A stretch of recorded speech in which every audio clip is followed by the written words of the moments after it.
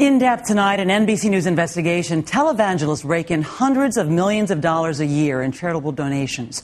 Well, today, Senator Charles Grassley again asked 4 high-profile ministers to turn over their financial records to the Senate amid allegations that they had misused church funds to enrich themselves. Senior investigative correspondent Lisa Myers looks at one of those ministries, Randy and Paula White, whose church has been described as one of the largest and fastest growing in this country. Randy and Paula White of the Without Walls International Church in Tampa, Florida. This is Pastor Randy White. Through a multimedia empire, they preach the gospel of prosperity. How many of you want to have money? Let me see that God wants you to be wealthy. But for that to happen, you must first give money to God. God will get the finances to you if he can get them through you. Just pass it all the way down. God is going to speak to sow a 1-week salary. He's going to speak to sow 1 month salary. Get up and go to the phone and to obey God. Cindy Fleener was a believer. We're taught if we don't pay our tithes and give offering and alms that we're robbing God and we're under a curse. A half dozen former church employees and insiders now raise questions about how millions of dollars in church offerings have been spent.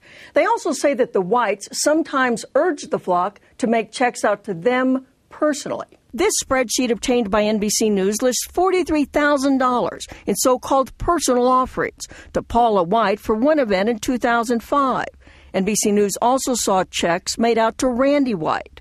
This longtime former church insider, who asked to remain anonymous, says the checks were part of a troubling pattern. It says to me that they were sharing the sheet. The insider and 5 other former staffers say the Whites sometimes took cash from uncounted donations, misused church funds for personal expenses, even pressured the faithful to take equity out of their homes. They came up with every kind of idea possible to get money, to make money. In fact, a church board member says he was surprised when a 2006 audit reported the church had $26 million in debt, even though it brought in $35 million that year.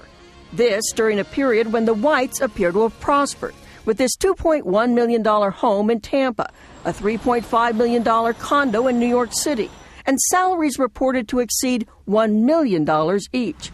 There also is this $170,000 Bentley convertible driven by Randy White. The Whites claim they made their money from for-profit business ventures, but Senate investigators want to know more. And Cindy Fleener says she's stopped giving money. I felt like I was deceived and had been taken advantage of.